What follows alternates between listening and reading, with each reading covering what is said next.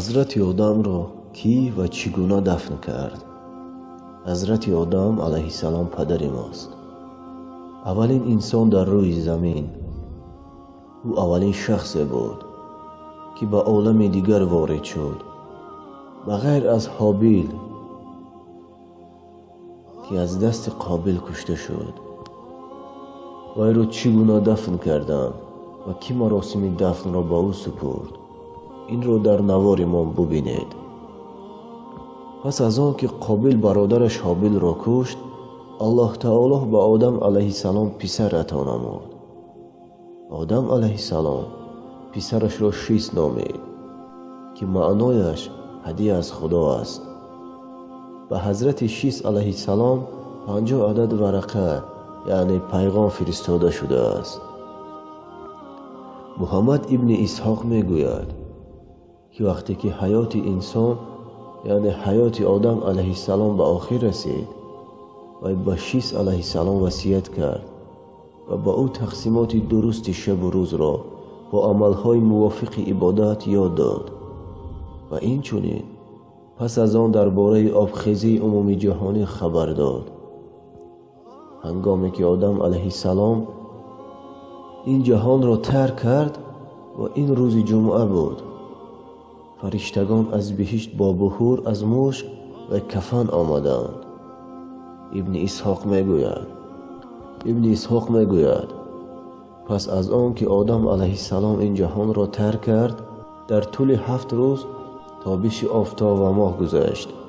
یحیی ابن زمرت از سعدی میگوید که بار در مدینه یک پیرمرد را دید که درباره دین سخن میگفت.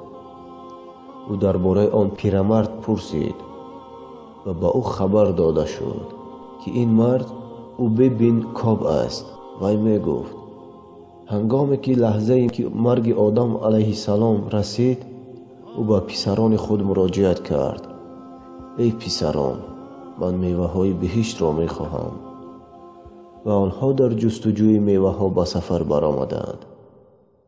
در راه آنها را فرشته ها پیشواز گرفتند که برای آدم علیه السلام کفن و بخور از مشک داشتند. فرشتگان پرسیدند: ای فرزند آدم، شما چی میخواهید و چی میجویید؟ پسران حضرت آدم علیه السلام جواب دادند: پدر ما بیمار شد و میوه های بهشت را خواست.